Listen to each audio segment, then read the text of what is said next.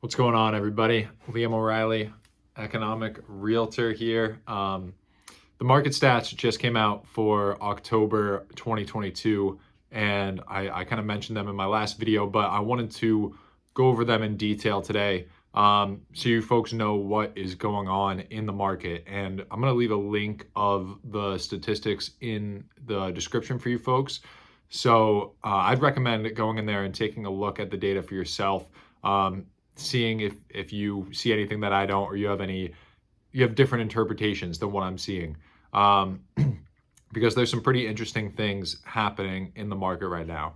I guess just a quick overview to start. Inventory is dropping. So the amount of homes hitting the market are dropping both year over year and month over month. New listings are dropping as well. So the new inventory coming to the market. Pending sales are dropping, again, both year over year and month over month. So the amount of homes going under contract that went under contract in October of 2022 is less than October of 2021. And it's also less than September of 2022. The amount of homes going under contract, the amount of new listings coming to the market, the amount of inventory currently on the market. All three of those categories are down. But something really big, which I mentioned in the last video briefly, but I wanted to talk about it in more detail, is affordability has gone down significantly across Chittenden County, or in the data here. So the data that I am looking at refers to Chittenden County, Franklin County, and Grand Isle County. And that's kind of the northeast sector of Vermont here. So if you look at affordability, it's down 36.5% year over year for single family homes and 39.8% year over year for condos. Now, month over month for a single family home based on the median price, affordability is down by 5%. And I have the definition of what they're using for affordability. And I wanted to read that to you folks just so you know what this number is talking about. It says here,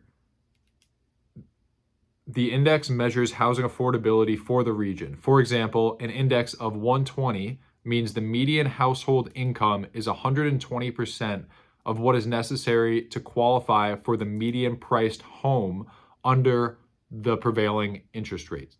So if you have a affordability index of 100, that means the median income in this region that they're looking at, which is the Northwestern Vermont region, the median income can qualify for the median home price. So it's not too expensive for them. It's not too cheap for them. They would be maxing out their, if you have the median income and you maxed out your pre-qualification at the current interest rate, you would you could buy the median home.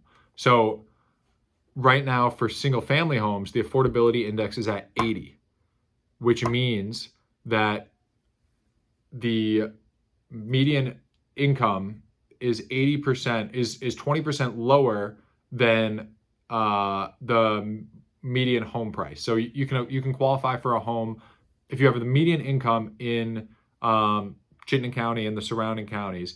You can qualify for a home 20% less than the median home price, if that makes sense.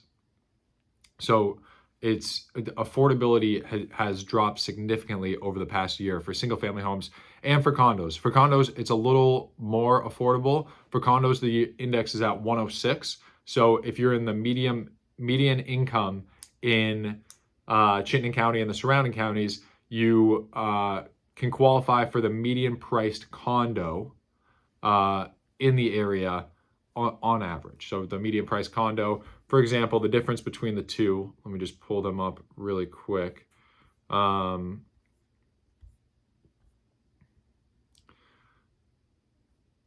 So the median sales price for a single family home is $435, up 10% year over year and up by $5,000 month over month.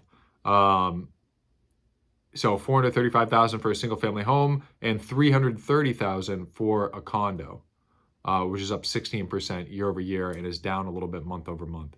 Month over month, the month over month data is very interesting, and it's something that, you know, you have to take it with a grain of salt. I think the year over year data is more telling of what's going on in the current economy versus the month over month data, because real estate is seasonal. Right now, the days are shorter, weather is colder, kids are in the middle of their school year, holidays are coming up. A lot of people don't want to list their home, have to sell over Christmas or right at the start of the new year, things along those lines. So, you know, we expect inventory to be lower around this time. We expect new listings to drop a little bit month over month and start to pick back up as we move closer to the spring, which is going to it's going to create an interesting market environment as we are with affordability so low. You know, not many people not many people can afford a single family home around the area, just based on the data, based on the numbers, based on the median income. You know, 50. So if it was at 100, if the affordability index for single family homes was at 100, 50% of people are going to be below that median income and aren't going to be able to afford a single family home at the median home price here in Chittenden County or the surrounding counties, and then 50% would. So the affordability index is at 80, which means less than, you know, you have to be making well over the median income in these counties to purchase a property. So, you know, that takes a lot of buyers out of the market. And because those buyers aren't in the market, you know, you'd expect inventory to start to rise and prices to start to come down because less people can afford homes. But we're entering an environment right now where single family homes, you know, listings in general and inventory in general is likely to remain low over the holidays. I mean, next week is Thanksgiving. Month after that, you have Christmas. Then you have the new year. You know, inventory is probably going to remain pretty low, and new listings are probably going to remain pretty low as they have historically until around March, April, when the weather starts getting warm. People who have kids are okay with taking their, you know, with getting their home under contract and closing at the end of this school year, so they don't have to take their kids out of school mid-year. You know, all these factors come into play with the housing market. So, you know, it's going to be really interesting to see what happens with affordability so low and inventory still so tight. As I mentioned, inventory has dropped. So for some numbers, and again, oh no.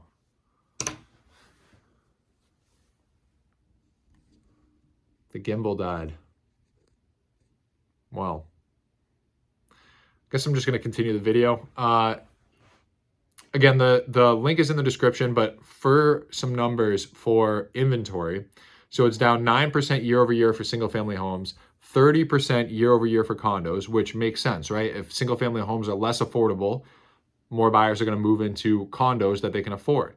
You know, I had a handful of buyers do that over the summer, where ideally they'd want a single family home, but with their current salary and the current prices and the current interest rates, single family homes just weren't affordable for them for what they wanted. I mean, they could have bought, you know, a 3-bed, 1-bath single family home, but they would rather get a 3-bed, 3-bath condo that's a little bit bigger, you know, maybe around 2,000 square feet versus 1,000 square feet. So, you know, it's all relative, but regardless, inventory for condos have gone down, likely because they're more affordable than single family homes right now. To put that into perspective, as I mentioned, everything's more seasonal as well. So both single family homes and condos have dropped month over month.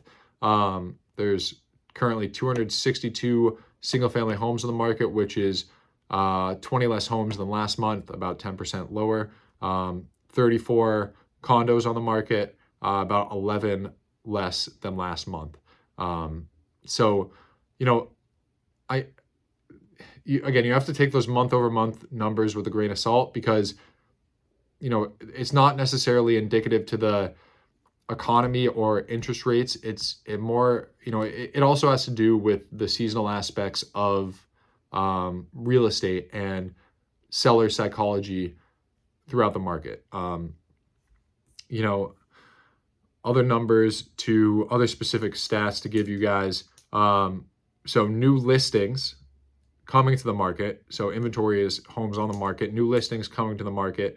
168 new listings last month in October for single family homes, which is 10% down from last year. So again, this all plays into effect. Affordability is low. It's at 80 when, you know, when it should be at or above 100 if we're in a healthy market. But the thing is, people just aren't selling, even compared to last year. Last year, there were hardly any new listings. Last year was down from 2020. And again, go to the link in the description. You can look at the exact data, but new listings were down last year. New listings are down 10% this year. I mean, affordability is low, but there's just less people selling their homes right now. Even though prices are still high, there's not much inventory on the market because people don't have a place to go. It's hard to move. And like I mentioned with the move up buyer, it's difficult to give away your 3% mortgage to move into something that's going to be, 7% for a 30-year fixed rate. I mean, I think it's a little bit lower than that now, but still. Anyway, just wanted to share these stats with you. Sorry the gimbal died mid-video here, but let me know what you think. I think, I like to stay in what the current market is doing. And as you can see from the stats, the current market is still strong because inventory remains tight.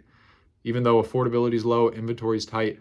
I think if there's going to be a shift in prices or some sort of drop or some inventory increase, that'll come in the spring. It's just inventory is going to remain low through the winter as it usually does.